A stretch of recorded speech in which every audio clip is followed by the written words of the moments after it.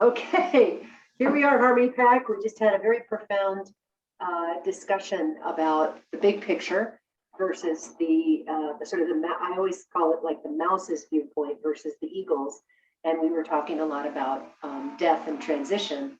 And so now we are going to invite the Kangaroo Council to join us and and be with us. And I did, it's fascinating because, of course, when I looked up kangaroos and learned about kangaroos and wallabies, who are related, wallabies are just smaller. There's also a little tree-dwelling kangaroo. I don't know what they look like, Sean might, but they obviously are only indigenous to Australia and New Guinea, interestingly enough. There is a kangaroo, not a big one, more like a wallaby size, on New Guinea. I didn't know that. I thought they were only in Australia. It didn't say anything about New Zealand. Maybe Siobhan knows that. It didn't say a word about kangaroos being in New Zealand or Tasmania. I don't know. But of course they are the biggest marsupials are actually the gray kangaroo is bigger than the red kangaroo and they do live in slightly different parts of Australia. Siobhan, do you know if there are kangaroos in Tasmania and New Zealand or not? I'm not sure about New Zealand, but I know there are wallabies in Tasmania. There's wallabies, so not the big one, not the big guys, but the wallabies in Tasmania. That makes sense, being small. It's about the size of Ireland, Tasmania.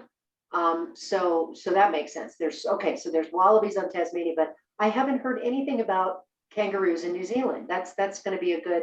What'd you find, Penny? And a picture, if I can. Can you see it? It's red. It has a long tail, and it's in between branches of a tree. Is it a tree kangaroo, or is it just resting in? Oh yeah, it looks different. It's a tree. It's a tree kangaroo. Oh, how cute! Oh, there we adorable. Go. Look at that tail. Okay. Oh, that's fun. Thank you for looking him up. That's great. Now we know.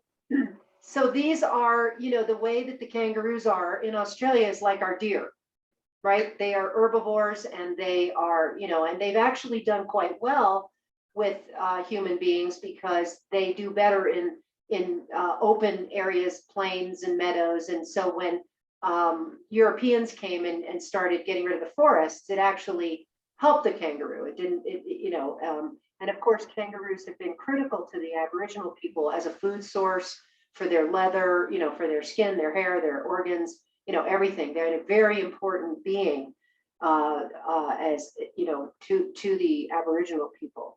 Of course, other people eat kangaroo meat.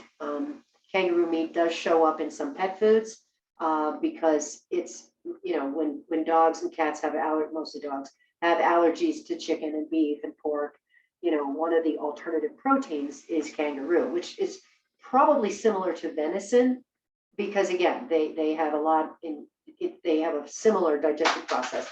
Interestingly, what was that missing?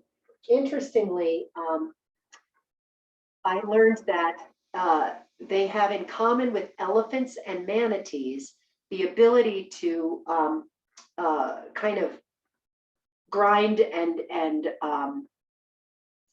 do their own dental work by eating and grinding their teeth. They don't, they're able to keep their teeth from becoming unruly, I guess is the best way to put it. So they grow.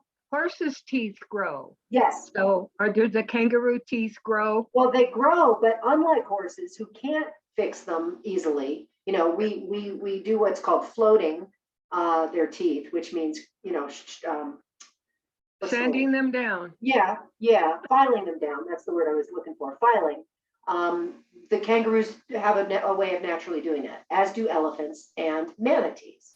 So there is a cool, connection. So, and of course they are iconic. They're on the seal of Australia with the emu. So that if you look at the Australian seal, you'll see a kangaroo on one side and an emu on the other. And of course, it's so interesting because of course Australia has so many unique animals. They chose those two. So And of course, the koala and platypus, there's so many unique echidnas, I mean, amazing creatures. So let's meditate or connect and breathe and ground and see what the bouncy ones would like to talk to us about tonight. Oh, it's good to ground. Okay.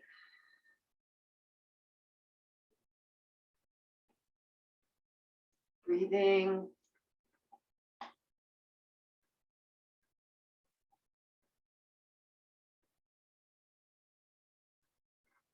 Allowing the breath to go deeper.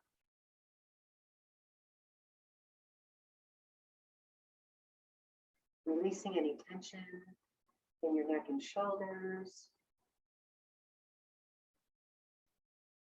And as you breathe, kind of feel the energy of the breath aligning and straightening your chakras so that your back is straighter, your shoulders are relaxed, your neck is reaching kind of up the crown of your head. You're expanding and stretching your spine a little bit, just by the visualization of strengthening, straightening, aligning your vertebrae. And again, allow any tension that you feel to just, as you exhale any tension. Allow the breath to go down deeper. Feel it in the pelvic area, in your womb space. Feel the energy of the oxygen and all the bright light. And feel that energy moving down your legs, past your knees and ankles, and feel it in the bottom of your feet. Feel your feet connecting to the floor. Feel the energy in the chakras, the little energy centers of your toes and the balls of your feet, the edge, the outside edge and your heel. Feel all of that coming into contact with the floor. And as you feel that energy in your feet, you're ready, breathe it down like roots reaching down into Mother Earth.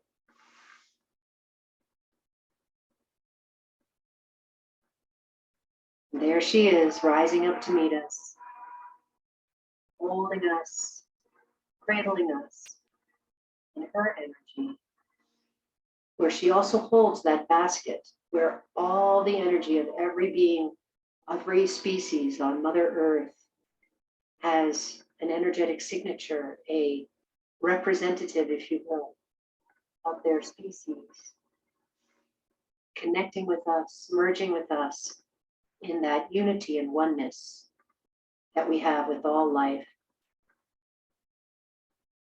Now breathing that and Mother Earth's energy up through your feet, past your knees and hips, and aligning with each chakra, waking up and becoming conscious of the colors and the placement of each chakra, the root chakra, navel chakra, solar plexus, heart, throat, third eye, round. And again, just check in the alignment there. If any chakra feels out of balance, just send a little bit more energy there and invite it back into place.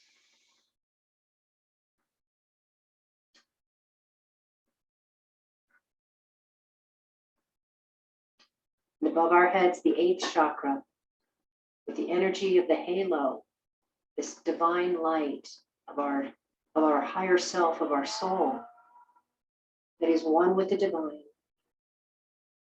Feel that pulsing and supporting all your other chakras. Again, kind of pulling you up so that your chakras are free and open. And feel that beautiful golden light shimmering down from the 8th chakra all around you. Healing, supporting, connecting you to sky and to earth. As we connect to one another in our circle of light and love, heart to heart, around our circle. Here we are in the company of the great bouncing ones, as well as the small ones, and a couple in the trees.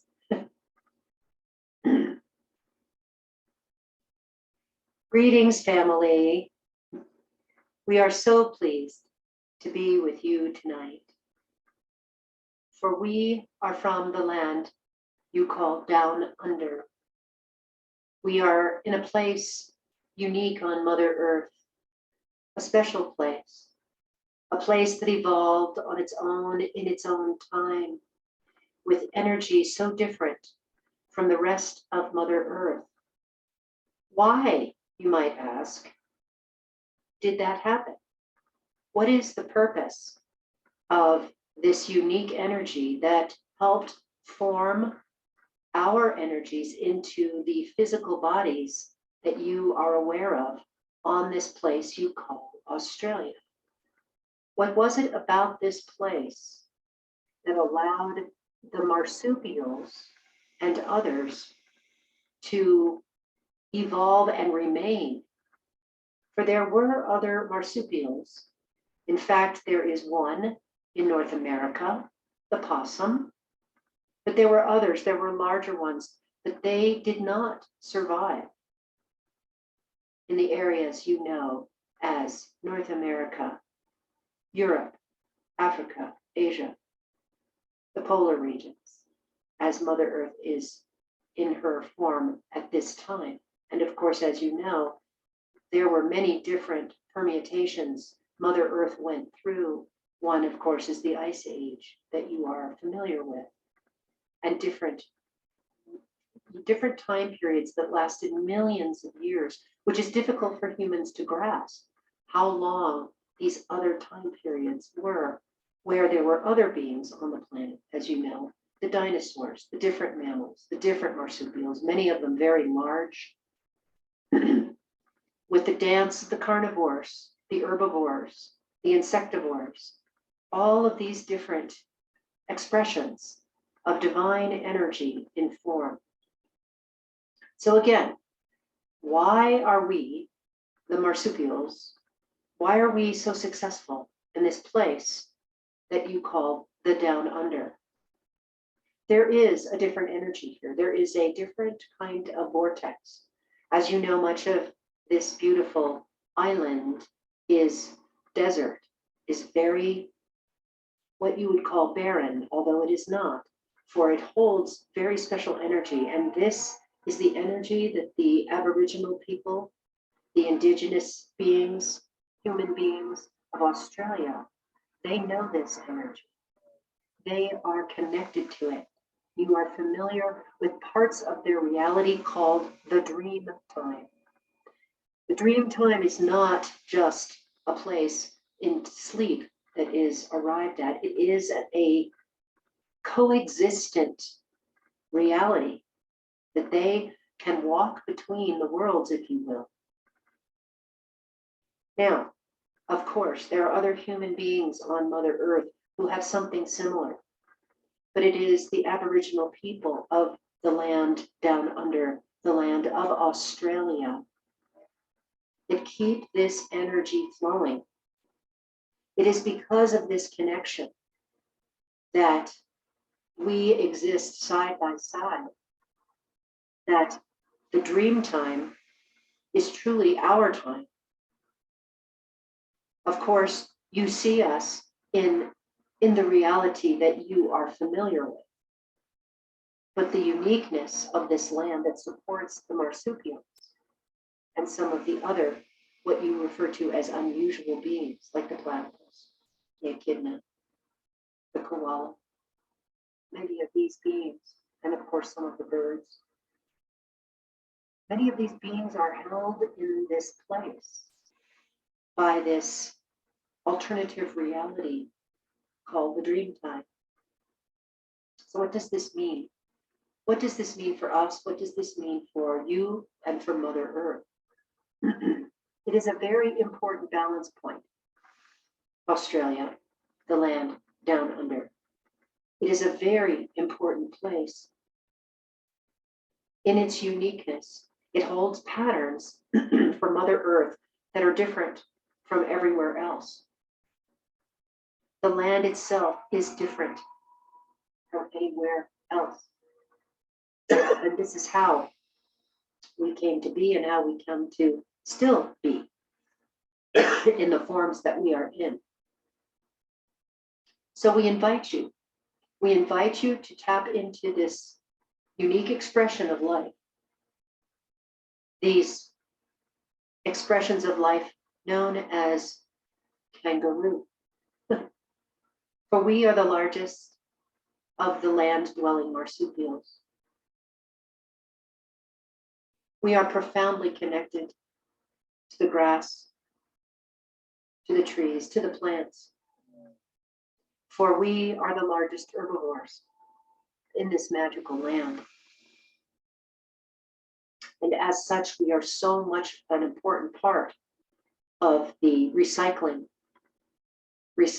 of the plants, returning to the earth in forms of our dung, but also the energetics of how we eat, how we move, how we interact, not only with one another, but with all the other marsupials.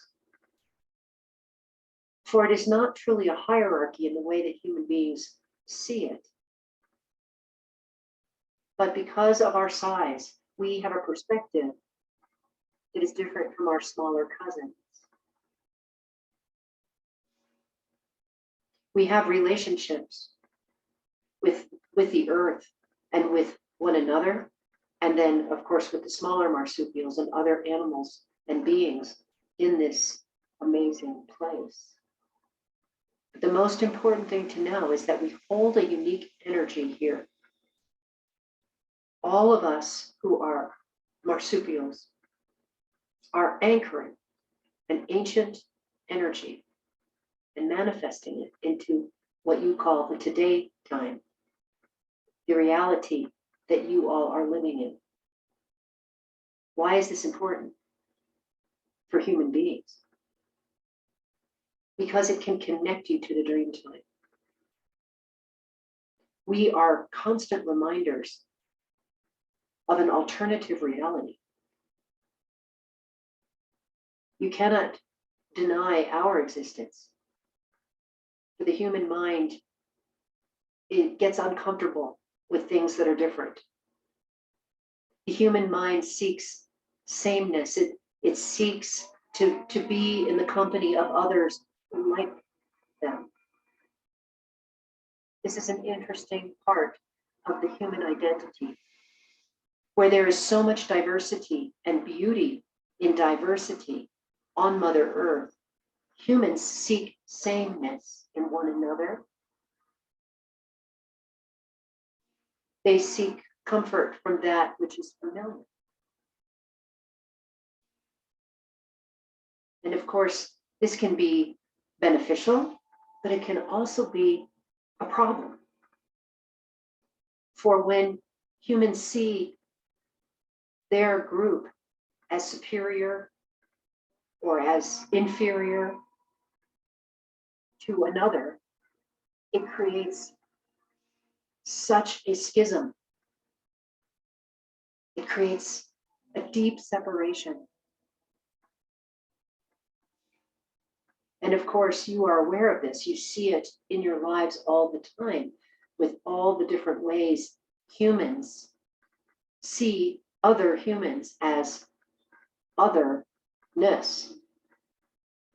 We marsupials are unlike anything else on the planet. And so if anybody is other, It is us, but of course, we are not. We are all different aspects of the divine, different expressions of the divine. We are, in addition to being the largest marsupial, our mode of locomotion is also unique. As you say, we are the bouncing ones, the jumping ones. We are the muscles in our legs and tails are very strong and powerful. And so we, like many, many smaller animals you may be aware of, different jumping mice, for example. There are other mammals who use jumping as a major mode of locomotion, but none as large as us. And the jumping and how the energy of the movement, the muscles, how they work in the process of jumping and moving by jumping, and we can of course move very fast, is again a reminder that in diversity is power. Diversity is beauty and strength. This is so important for humans to embrace. That again, all of us in this land are constantly reminding all of you that differentness is a strength. Being different can be beautiful. But being different is never designed to make you feel separate from one another or from other species. Our reminder is to say, each human is an expression of divine energy, as is every creature on Mother Earth. This you know in your hearts, but so many humans are unaware of this, are unconscious, and they dwell in the differences as something to be changed, something to be afraid of, something to avoid those who are different. But that is not the path to wholeness. Again, the path to wholeness is to embrace the differences, to recognize that you are all human beings, you are all family. As hard as that can be, as difficult as that is, we appreciate that it is difficult to embrace those beings who are destructive, who live in pain and anger and greed and lash out. But they are your kin as well. This brings us to the concept of compassion. Compassion is something that humans are aware of. Great teachers have taught you the value of compassion, the value of connection. Great animal teachers have taught you there is no such thing as separation. This is an illusion. This is where the Aboriginal people of Australia hold such an important anchor into the dream time, into the unity. They will continue to hold that no matter what. For they are a key piece to this balance on Australia. What they do supports us, all the life on Australia, as we support them. It is a beautiful reminder of unity within our uniqueness.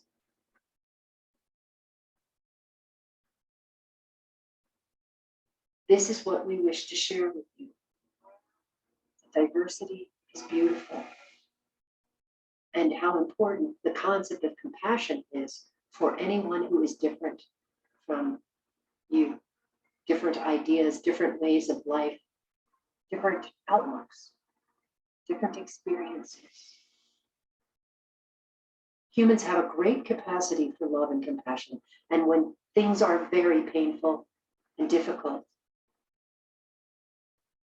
when the world is imbalanced, when there are great storms and fires and floods and winds, humans step up.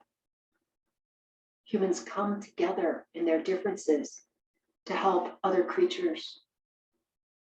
We have seen this. Those of us who have been so impacted by the fires have been helped, loved, and supported by human beings. So many of us would never have survived without this loving compassion. This is who you truly are.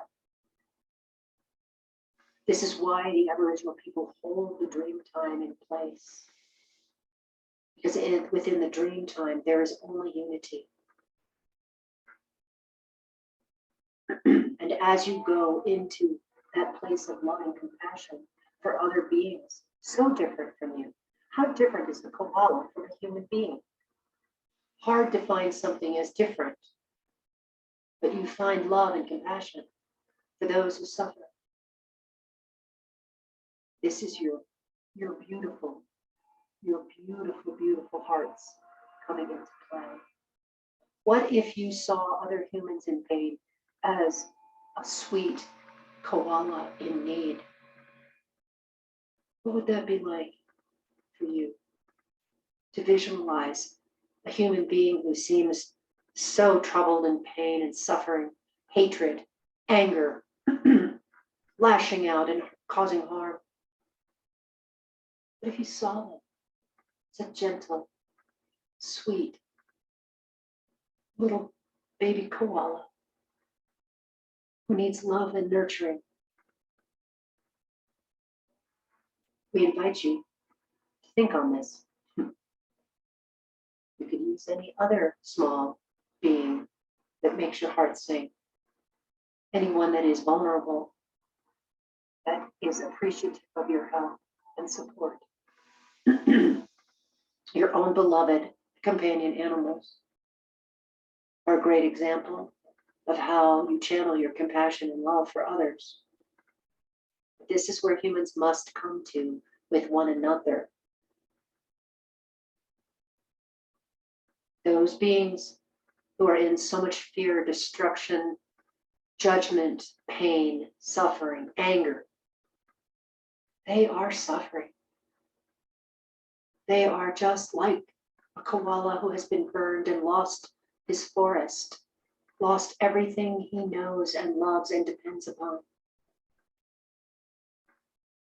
In that depth of despair and loss, a human being reaches down, hears their cries, and wraps them in a blanket or a towel, holds them close, and takes them to safety,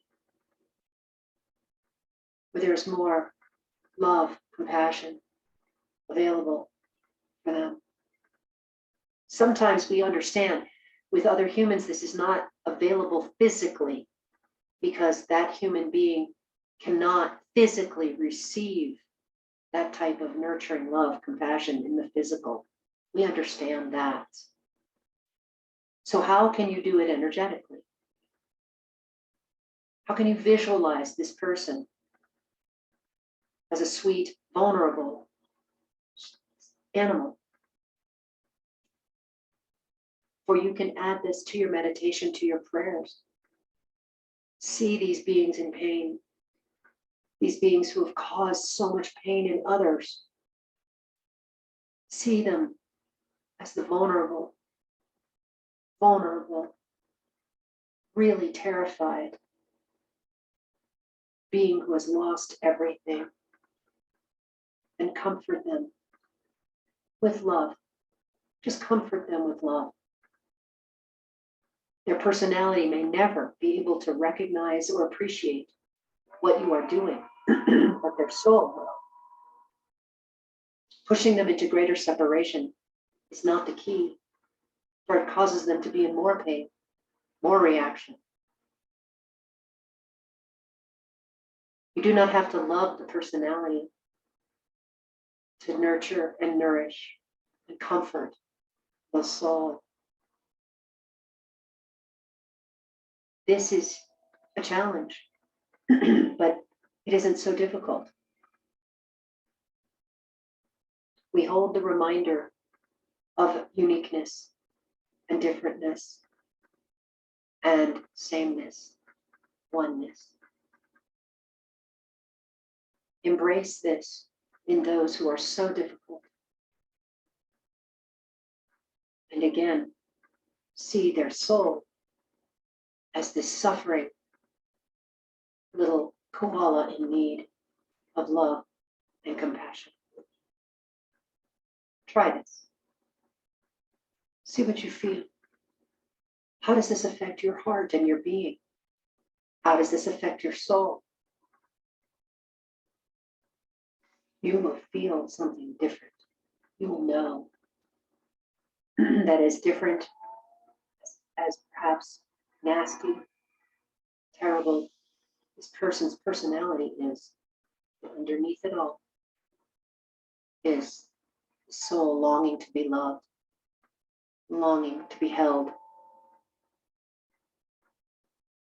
This is our invitation to you, as we will hold and continue to hold the space for the dream time with the humans, the indigenous ones, and those who are waking up to what the dream time truly is about. We will hold this energy for you, for Mother Earth, for the divine and for the universe that is supporting Mother Earth and all of us on it. We are here. Look at us and remember the beauty and diversity and uniqueness. And see other human beings with that same heartfelt energy.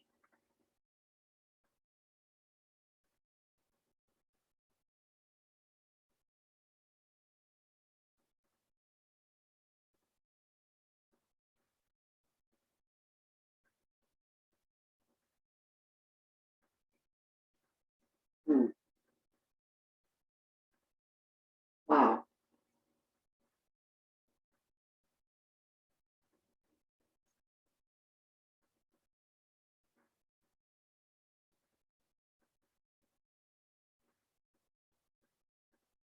Comments?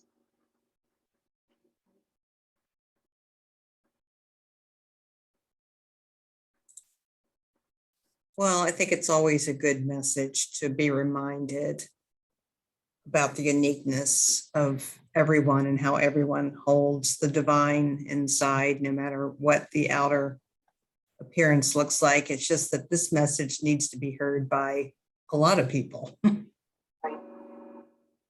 You know, I have to say, only go the, ahead. no, I was just going to say, if only the people that will probably never hear this do hear it at some point, it would be really nice. Because our problems now, quite obviously, you know, are all about what they're talking about and seeing the others as the others. And I think we all get it. We understand and have that compassion and all that most of the time, I would bet. But if everybody could hear this message and take it in and act accordingly, the world would change in a flash. What we can do is we can share this message from the kangaroos. I can put it out on YouTube, you know, and share it with everyone who's on the YouTube channel. And it'll find its way to more than just our beautiful harmony pack. And, you know, the idea, you know, it kept coming to me as they were talking, you know, to view some of the most dangerous players, if you will, on the planet today as this vulnerable koala is very profound.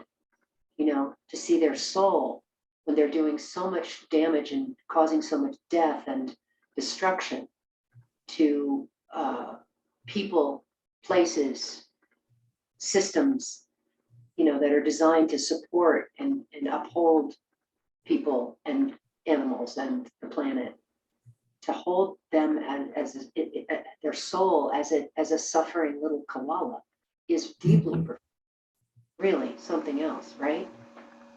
Because that the visceral, you know, the koala is so like a baby, like an infant human, right? Those little babies that are so, you know, they hold to their mother, and when they're rescued and they have no mother anymore, they hold to us.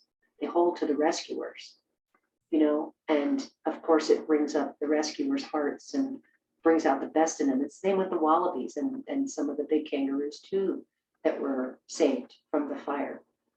The elephants, of course, have talked about this with in Africa, the African elephants, how when they are saved, you know, rescued and protected and nurtured and healed by organizations like the Sheldrick Wildlife Trust, their relationship with human beings is different. The African elephants have begun to broaden their relationship with humanity, whereas the Asian elephants have had a different, more closely knit relationship with humans. African elephants would have, you know, kept their culture separate, if you will. But now there is a shift taking place because of so many babies who have been raised and loved and cared for by human beings.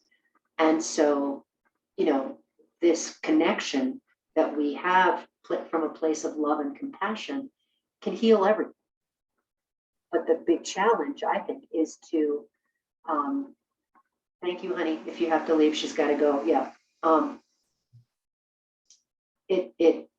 It's harder, I think, certainly for me, to apply this to some of these human beings that seem to be so full of hate. And of course, what is hate? It's fear.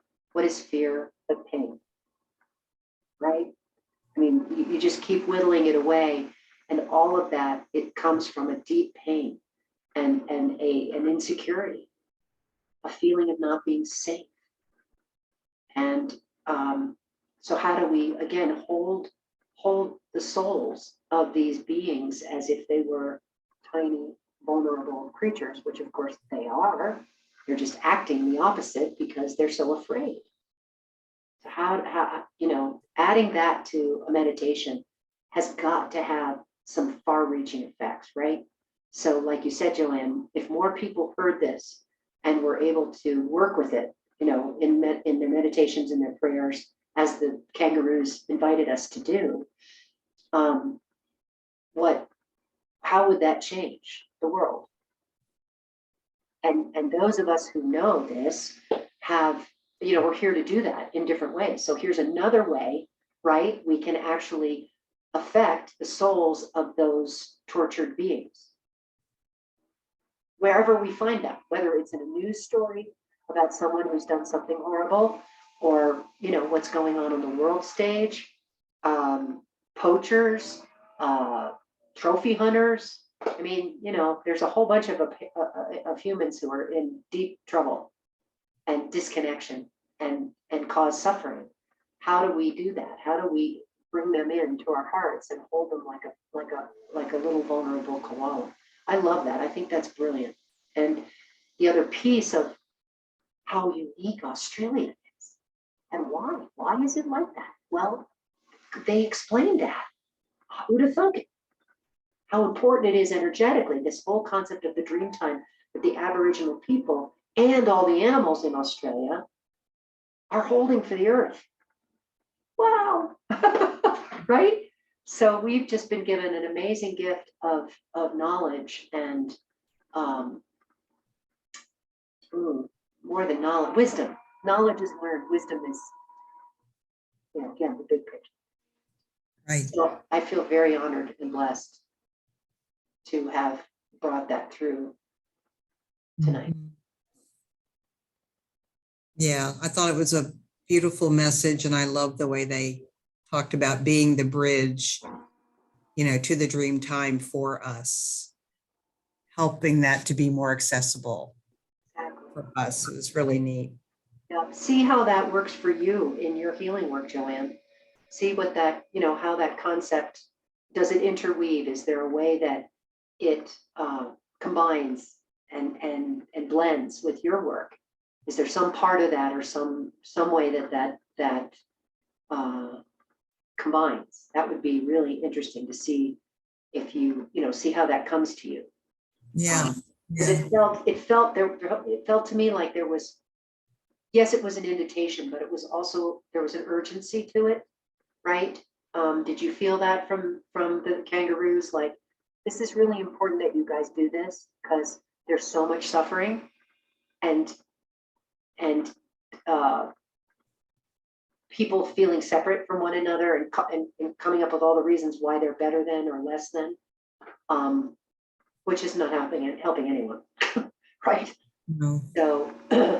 So yeah, I think this is a very, it's a real call. It's a real invocation to us to go to this level. But I can hold that as this beautiful little vulnerable koala being that is the souls of all these hurting humans. So it takes away, what they physically look like, what they say, what they do, and just gets down to this very vulnerable being who needs love and compassion. So Yeah. that can ripple out hugely, even if just a few of us do that with some of these people. That's got to have some profound ramifications, don't you think? Mm-hmm. Absolutely. Yeah. I think it's in the feeling combined with the visualizations that we do. The feeling is so important. Absolutely critical. It's not just We've got to have that. Yeah, we've got to have that feeling. And yeah, having the image of a koala is, that works for me for sure. But I could also say that I could do that with a baby animal of any kind. Exactly. Any kind of baby animal. There you go. Bring me a baby elephant or a baby tiger or a lion, and I'm like, oh my God, instant heart connection. Yes. Yes. And they said that you can use the image of the vulnerable little koala or any other animal that comes to you, that you would instantly feel that humongous heart opening love. There's no place for anything else but just this love and compassion for this vulnerable being. That's the feeling you're talking about. This feeling of that is bigger than anything else. Even if we hold it just for moments at a time, that will ripple out, I think, very profoundly. Even with people in our own families. Especially if we can get it there. That's a great place to start. Isn't it? And I have done that with my own parents, when I was able to see them as the wounded children Right. that they were. It completely shifted how I was holding my experience Yes. of being raised by these two very wounded people. Yep. To move beyond that outer look in my own experience and to see, well, these were two people who were, really messed up as children. Yeah. And so, yeah, start with your own family. Right. Uh, If you can. Sometimes, that's the hardest place to start, right? If it's easier to focus on a person, a person who's done something icky, that you don't have a relationship with, start wherever. But yeah, some of the most profound work is doing it with your own family. But again, you don't have to start there, because that could be the hardest. Start any place. Yes, exactly. Start anywhere. Yeah. Anywhere. Whatever. There you go. Whatever is presented to you, start with that. Yep. I think that's profound and beautiful and doable. Yeah. Yep. Whether it's your own daddy or it's Putin or, any number of individuals that are in the headlines these days, pick one. Pick one. There's a lot. Just pick one lot. and do that in the moment. You're reading something and you start to feel pissed off and, angry. Go back into, okay, I'm going to see this person's soul as this beloved baby animal. Boy, does that shift the energy quickly, right? Yep. So I think this is a beautiful, beautiful opportunity that I really want to practice. Because the sense of calm I feel after them sharing that, it's like, wow, it's so sweet, it's so gentle, as opposed to all those other feelings that I have about some of those people. It's such a lovely place, and my whole nervous system kind of dropped down when I really got Definitely. that. It's Yeah. just like, oh wow, what a lovely place to be, as opposed to this, right? So that's healing for us to do that. Take us Absolutely. out of the reaction to whatever awful, crazy thing they've done into, oh boy, they are this, this is who their soul is so hurting. In order for them to do what they're doing, they are in a lot of pain. Absolutely. So yeah, it's very, very profound and beautiful. Misai or Penny, anything you'd like to share or add? Have any of you heard of spiral dynamics? I've heard of Spiral it. I can't dynamics. tell you what it is, though. I've heard of it. I've been to 2 classes on spiral dynamics. I haven't read any of the books. It's information that is embraced by both Unity and Science of Mind.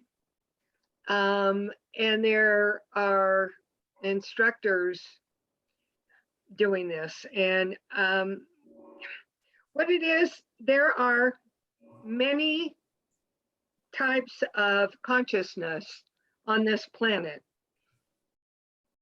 But there's, so far they have named 6 consciousnesses, 6 awarenesses of life, of the universe on this planet, and there are more beyond this planet. And we start out with fight or flight, and then we go into organized religion. We realize there's something outside of us, and then we go into laws, which is where a lot of people in this country are. You got to do everything by the books. We have to have laws in order to have civilization. And then our consciousness develops beyond that. And the 6th one is the one that really realizes that we are all connected, and that rather than looking at somebody who is in a different stage of consciousness than you are, trying to help them with where they are, to help them move up the ladder of awareness, of consciousness, of life and of love, and that we are all one being. And that's very, very simplified and maybe not a very good definition or introduction. But the bottom line is, it's about when we are created, we start out with the consciousness of fight or flight. And we need that information. But when that ceases to give us everything that we need in life, then we develop into the next stage of consciousness. And the goal is that we eventually reach a stage of consciousness of that we are all one and love is all there is, that we don't come back on this planet anymore. We evolve into a different kind of being in the universe. And there are books written on it, and it's really fascinating, really, really fascinating. And it's a theory that, I mean, it's a version of lots of different traditions, right? It's a lovely version, which is beautiful. And there's no criticism. no, It's just defining the developments that we go through, Mhm. as we grow in our consciousness and in our spirituality. Right. There's nothing wrong, nothing bad, it's just what we do. It's just how we develop. Stages we go through is, it's like getting older. Our bodies start falling apart, but we know a lot more. Right. You Well, know? I think the other piece is that, yes, once there's so many traditions that say, once you reach that state of unity, you no longer need to be on earth. But I'm just going to throw this out. I think that there are a lot of beings who have reached that place who are back here to help. They chose to come back. They chose not to say, okay, I graduated, I'm moving out of town.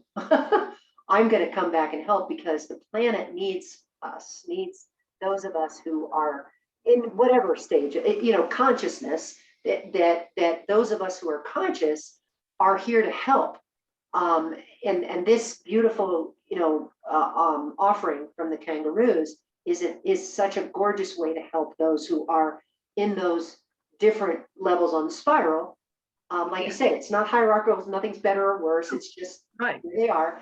And Just this is a way to not only help ourselves continue to evolve, but to support this rising of unity, compassion, love for all beings. That's why I think a lot of beings are here and doing the work they're doing. This is a critical moment on Mother Earth because there's so many humans at different stages that are ready, or different stages of readiness, and those that aren't. And how do we help those who want to help themselves, but also how do we mitigate the pain and suffering? And that's what I think this gift was tonight. How do we mitigate pain and suffering? And here's this. There are there's a lot of souls on the other side, not in human body form, that are on the other side that have come from all over the universe. Yes. According to a medium that I've known for many, many years. Oh, yes. To help us through this phase. Yes, And exactly. boy, every year we think, oh, maybe this will be a better year. And every year they say, no, this isn't the year yet. It's coming. It's coming. Keep doing the work, guys. We're getting there. It's just, it'll take the time it takes, but it also, time is an interesting construct that is not the same in other worlds. And so, but you're right. There's so many beings helping on quote unquote the other side, or as the kangaroo talked about, in the dream time, all those helper beings are there. All those helper beings are in these other dimensions because ultimately they don't want Earth to be destroyed. It's too important to the whole picture. That's that eagle versus the mouse thing we were talking about in the very beginning. So it's all in beautiful divine order, if you will. It's sometimes hard to see that, but we're all here to help that shift. So I'm grateful. I want to stop the recording because I want to, again, with your permission, to be able to share it with the broader community through the Kinship with Animals YouTube.